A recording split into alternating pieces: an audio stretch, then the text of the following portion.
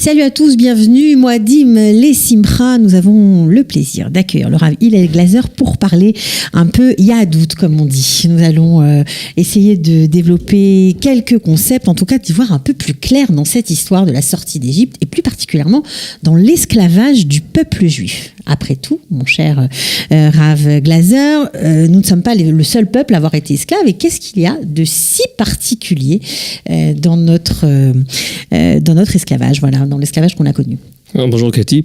Comme un bon juif, d'abord je répondrai avec une encore plus grande question. Le Rav Kook qui dit que la sortie de l'Égypte, c'était le printemps, ça veut dire libération pour tout le monde, pour tous les peuples du monde, le peuple du monde. Et en fait, ça veut dire quoi? C'est en fait ça, votre question. Qu'est-ce qu'il y a de spécial dans cette sortie? Pourquoi ça doit influencer tout le monde? Est-ce qu'on n'est pas un peu dans nous-mêmes, on se pense tellement important, en fait c'est habituel. Il faut comprendre. C'est écrit dans le Midrash, dans la Gemara, que aucun esclave pouvait s'échapper de l'Égypte. Oui, c'est ça, on n'a pas tellement conscience de la façon dont on était esclave, on ne se rend pas vraiment compte, il faut étudier pour comprendre. Ouais, et l'esclavage, c'est pas qu'un esclavage, il y a des barrières, il y a une chomat afrada, il y a un mur, toujours on peut partir, même le mur de Berlin, les gens y passaient, il y a une partie qui arrivait à passer. L'esclavage commence dans la tête. Mm-hmm. Ils croyaient, les esclaves juifs, tous les esclaves, enfin pas les juifs, les autres, que leur rôle c'est d'être un esclave. Il y a une hiérarchie, c'est très important, une hiérarchie. Dans la société égyptienne, c'était comme ça. Ouais, c'était comme ça, une hiérarchie, et chacun domine l'autre. C'est un peu comme la pyramide, c'est un peu comme ça. Mm-hmm. On va voir la pyramide. Ouais, même que je ne suis pas sûr qu'ils ont construit la pyramide, mais pour nous, pour le devoir ça peut y aller. Ouais. Et en haut, il y a un qui domine, et chacun domine l'autre. Et on ne se parle pas, on donne des ordres. Et c'est ça la tragédie. Et nous, on était en bas de cette on était en bas de cette hiérarchie. Oui, ça rappelle un peu les Indes. Si on voit les Indes, il y a les sectes et les gens, les castes, ouais. Et les gens, ils pensent qu'ils sont nés comme ça, ils doivent être comme ça. Ça veut dire que ça commence par la tête. Alors cette hiérarchie, personne ne parle, on donne des ordres. En hébreu, quand quelqu'un ne peut pas parler, il s'appelle ilem. Ilem, un muet. Muet. Mm-hmm. C'est un ilem. Et le mot violent, c'est alimut. Ça veut dire alimut en hébreu. Ilem et alimut, c'est la même racine. C'est alef lamed même. Ça veut dire la même chose. Quand on ne se parle pas vraiment, on donne des ordres. Alors ça devient déjà, on ne se parle pas. Ça devient déjà alim, ça devient déjà violent. Et c'est écrit dans le Zohar que la parole était en exil.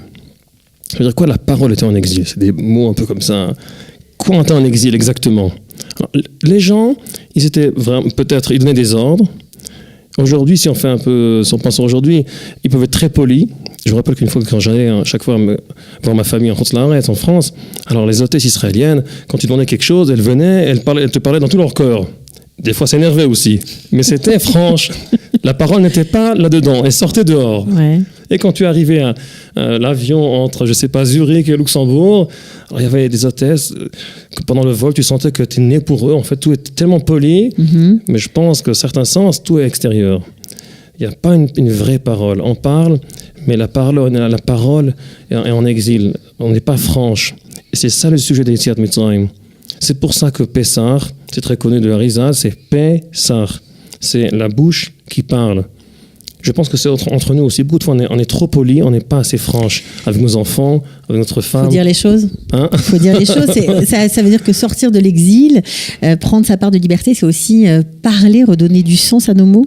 Exactement. Dire des choses profondes, dire des choses émettes, vraies. Oui, c'est profond, ça veut dire, ça doit pas être philosophiquement d'Afka. Mais être franche, dire ce que je pense, être poli, ça va, pas besoin de...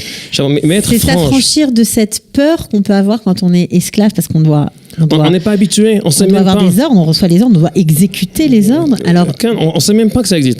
Je veux dire un point, dans le Sefer Yetzirah, c'est un livre de Kabbalah très, très, très vieux, c'est écrit que chaque mois, il a une lettre, et la lettre de Chodesh Nissan, de ce mois de Nissan, c'est la Hot Hei, on ne va pas parler de ça maintenant, et c'est la parole, Sicha, Imli Chotei Be Sicha. Le sens de parole, de Sicha, de conversation plutôt, c'est ça le sens de Chodesh Nissan, la conversation. Et c'est très vieux, c'est très... alors, ça veut dire que l'hiérarchie, elle ne parle pas, elle donne des ordres. Et pour ouvrir tout, il faut commencer à parler. Tu as une question, je vois. Non, je voudrais savoir, on a parlé de violence, c'est comme si on parlait d'une société qui était bloquée à cause de cette hiérarchie. Oui, mais est-ce qu'on passe, on passe au blocage ou on reste là? Non, on peut rester là. J'ai beaucoup de questions, Bon, d'abord, c'est une bonne chose qu'on reste avec encore des points, qu'on finit pas tout, quand tout est fermé, alors tout est trop fermé. Exact. Alors, je veux dire que la sikha, la conversation, est très très importante entre les gens, entre voisins, entre hommes et femmes, entre tout le monde. Et le moment qu'on ouvre les choses, alors chacun a une place. Sikha, c'est une plante en hébreu, comme siach. Ça pousse de la terre, ça pousse naturellement. Et de la terre à l'extérieur. Sikha, c'est un siach, c'est un buisson. C'est un buisson. Et ce qui est intéressant, c'est que surtout maintenant, le printemps, tout commence à fleurir, à sortir. C'est ça la notion qu'on doit comprendre. On doit parler des vraies paroles, des paroles franches. Et c'est ça la Géoula de Dibour, c'est ça la sortir de Dibour, de la parole de l'exil.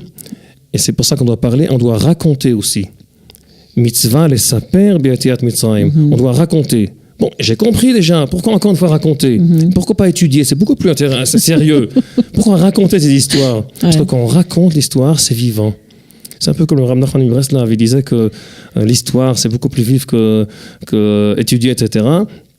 Et il dit que le premier rachis sur la Torah, c'est pourquoi on raconte ces histoires? Pour raconter que le pays est à nous. Raconter.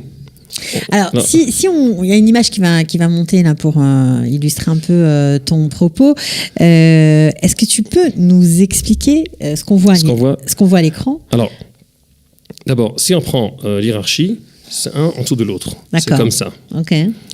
Si on développe les choses, il y a à droite, il y a à gauche, il y a au milieu, il y a en bas, il y a en haut, chacun dans son point, dans sa réalité, chacun sa trace dans la réalité, et on doit avoir des liens entre tous les traces. Et ça fait tout un corps entier, tout le Ham Israël, tout le peuple, c'est un corps entier, et chacun son point, chacun dans son coin, mais il est relié avec l'autre. C'est pour ça qu'on voit les traits. C'est ce qui nous manque, et c'est pour ça qu'on doit... c'est comme ça qu'on doit comprendre le sens profond de cette fête.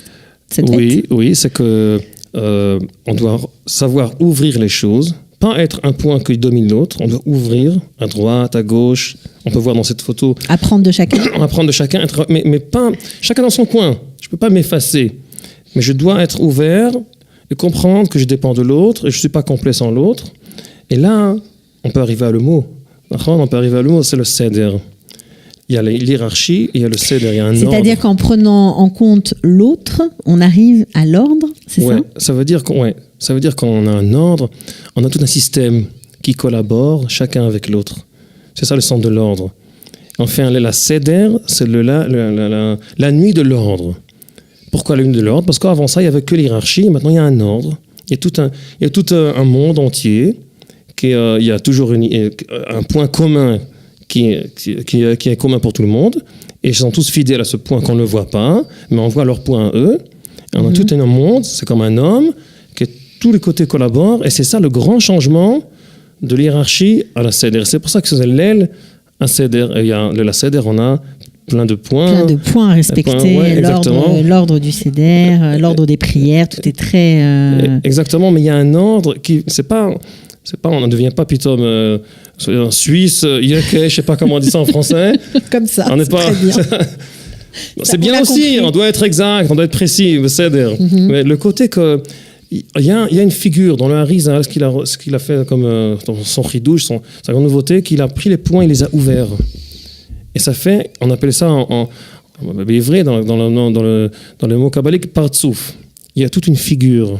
Il n'y a pas une chose et c'est tout. Il y a une figure, il y a droite. Quand la figure chez nous, elle a des notions, ça bouge, il y a plein de points. Alors lui, il a pris les points, il les a ouverts. Et maintenant, il y a plein de mondes qui sont ouverts. Et c'est pour ça que dans le temps de la Géoula, ça se dévoile. Le Harizal, il se dévoile au commencement de la Géoula, parce qu'il faut dévoiler les choses. Et quand on dévoile les choses, pas dans la façon extérieure de se faire montrer, quand on dévoile les points intérieurs des choses, ça commence à pousser. Alors un conseil pour ceux qui nous écoutent, voilà, les jeunes, les moins jeunes, les parents, les familles, parce que c'est un moment, Pessah, c'est les vacances, on se retrouve, on a du temps à passer ensemble. Je pense qu'on doit savoir se parler franchement, faire des conversations. Et le mot aborder tous les sujets. Ouais. Enfin, il ne faut pas être superficiel, oui. Non, bien sûr. Mais être franche. Et une conversation, c'est naturel. Siar, c'est comme un buisson. C'est pas je dois être poli, je dois dire comme ça. C'est pas cérémonial. Essayez d'être franche, essayez d'être naturel. Ne faites pas toujours tout dire, la vérité. On ne fait pas toujours tout dire aussi. Mais quand on dit, alors on le dit naturellement, sans déblocage, etc. On essaie de pas donner trop d'ordre si on n'est pas obligé. Si on est obligé, on est obligé. Mais la parole, elle remplace beaucoup de choses dans l'éducation des enfants, dans les relations entre tout le monde. Savoir parler. Je pense que c'est important. C'est très important. Je connais des gens qui s'occupent de ça, de la thérapie, etc. Et je pense que beaucoup de fois, quand je m'occupe avec des enfants en éducation, il faut savoir parler, ouvrir les choses. Et ça ne fait pas superficiel, le contraire, ça fait pousser les choses. Je pense que c'est pas mal comme... Oui, je pense que c'est un bon conseil. J'ai encore un point. Bien sûr, on n'a pas fini. On finit jamais. Mais non, c'est pour ça que c'est bien. Si on complète ça, tu dois dire à ton fils. Alors, il y a deux chidushim. D'abord, il faut parler, il faut dire. Et il y a encore une nouveauté, quand on a des enfants. Alors, il y a des enfants.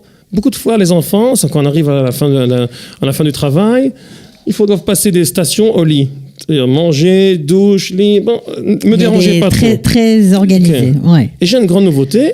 On a des enfants.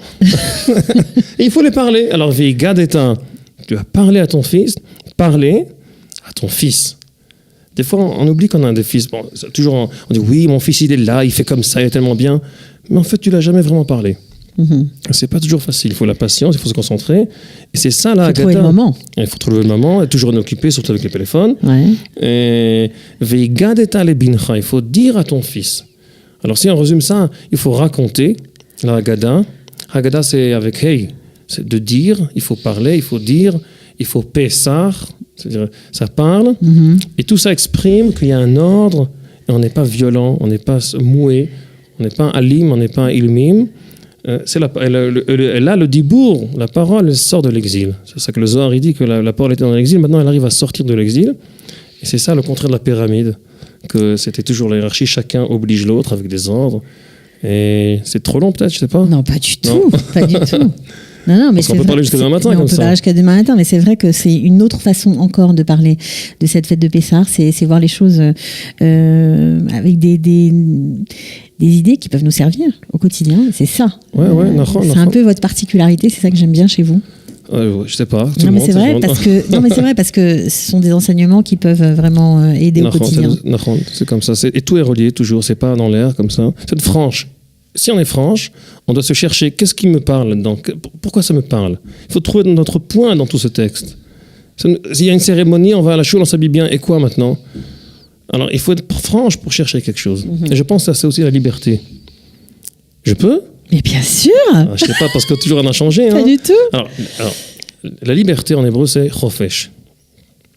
Chofesh, mais c'est le même mot que chipous. La liberté, c'est pas de se donner à tous les besoins physiques, ou même pas physiques, mais à les besoins. C'est toujours savoir chercher. Chercher encore et encore et encore. Sortir sortir de la petite vie. Des idées préconçues, des la choses petite faciles. Vie bourgeoise, qu'on cherche, je sais pas, le but, c'est pas les vacances en été. Ça veut dire, chipous, c'est le mot chofesh. Et c'est pour ça que c'est très important, en Pessah, on peut commencer à chercher quelque chose d'autre. On va au désert, on cherche mashu chadash, quelque chose de nouveau. Alors, chipous, c'est chofesh. C'est le même mot. C'est pour ça que je pense que beaucoup de fois, on a le prix de Nobel, je ne sais pas quoi. C'est pas à cause qu'on est intelligent. Bon, ils sont intelligents, mais aussi partout ils sont intelligents. Beaucoup d'intelligence dans le monde. On cherche. Le juif, il cherche, et c'est pour ça qu'il est libre. Il ne se contente pas de ce qu'il y a devant nous.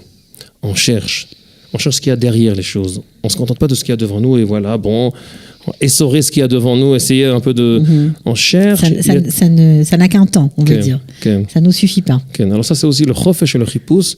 On peut aussi aller vers le chérout, mais je ne sais pas si vous... On peut aller vers le chérout, on peut tout faire. On peut tout faire. On vous garderait très longtemps, vous savez bien. On est fan. Alors, chérout, c'est gravé. Charout. En hébreu, charout, à la luchot, c'est que les 10 commandements ont été gravés sur la terre, sur la pierre. C'est-à-dire, charout. Et la Gemara dit, ne lis pas Charut, mais Cherut. Et Cherut, c'est la liberté. Alors, quel est le lien entre Charut et Cherut? Alors on peut dire les commandements, la Torah, c'est moral, ça nous sort de notre besoin physique, on arrive à se développer, ça donne la spiritualité, etc. Elle est comme ça, on est Cherutim, on est libre. Et on peut être un peu plus spécifique que les 10 commandements, d'après une idée dans la Gemara, ils n'étaient pas gravés. Les 10 commandements, les lettres, c'était de l'air, ça passait d'un côté à l'autre. Ça veut dire les mots de la Torah, les premiers mots, les 10 commandements, c'est de l'air. Parce que, vous comprenez, ça marche? Non, il va falloir expliquer encore. Alors tu vois, il y a la pierre, et tu graves d'un côté à l'autre la lettre. D'accord, ça veut dire que toute la pierre est gravée, donc il y a du vide en fait. Il y a du vide. Ça veut dire que la lettre, c'est du vide. C'est pas ce qu'on avait imaginé, mais... La lettre, c'est quand dans la Gemara, il y a une idée. La lettre, c'est du vide. Alors le vide, c'est ça la lettre. Ça veut dire que le sens, c'est le vide. Le sens, c'est l'air qui passe d'un côté à l'autre. C'est pas le blocage. Et le contraire à ça... On revient toujours à la même idée. Ouais, c'est les hiéroglyphes. Parce que les hiéroglyphes, ça existait dans le monde oriental, etc. Mais chez les Égyptiens, ils ont développé ça. Ils ont fait ils gravaient. D'abord, ils gravaient, c'est pas d'un côté à l'autre. Ils gravaient sur la pierre des dessins. Figé. Oui, ça veut dire que tu n'es pas capable de faire une chose abstraite. Quand tu peux jouer avec la lettre en hébreu, tu joues avec une lettre, tu joues avec la lettre, et tu dis plein de choses avec les mêmes là, c'est pas le cas. Et là, c'est pas le cas. Ils arrivent pas. Ils sont comme des bandes dessinées. Tu n'arrives plus à parler. Figé, bloqué. Ouais. Alors, tu décris la chose, tu n'arrives pas à trouver le point de cette chose. Il y a un dessin. Tu veux expliquer le dessin, tu dois le concentrer. Ils n'arrivent pas à se concentrer. Ils n'arrivent pas à concentrer leur idée. Alors, ils arrivent à décrire les choses, mais pas dans leur côté intérieur, que décrire dans la façon la plus primitive, gravée sur la pierre. C'est ça qui est spécial dans cette notion que tu compares la Aseret HaDibrot, c'est gravé d'un côté à l'autre, et les hiéroglyphes, ils sont gravés, ils sont sur la pierre, et c'est même pas des lettres, c'est des dessins, le contraire du dessin qu'on a vu avant. Parce que le dessin qu'on a vu avant, il nous réveille à plein d'idées. Ce dessin-là il nous réveille à plein d'idées. Ouais, on voit un corps, on dit chacun, c'est un point. Alors ça veut dire qu'en même temps, on a un homme entier. Qu'est-ce que ça veut dire le point? Ça veut dire que ça nous réveille à plein d'idées. C'est que le bout des choses. C'est que le commencement. C'est que la porte. Alors, Laïla Seder est derrière nous, mais au moins, ça nous fait réfléchir à ce que nous avons, un peu quand même, ce que nous avons passé. Ben, c'est bien, on a toute la semaine pour parler de Pessar. Pessar, c'est pas seulement le soir du Seder, ça dure toute la semaine. On peut développer de grandes idées et parler à nos enfants, voilà, pour ne pas être muet, ne pas être dans la violence, mais au contraire, se développer, s'ouvrir encore et encore. Merci beaucoup, Rav Glazer, d'être venu pour nous parler de ce sujet passionnant. À bientôt. À bientôt.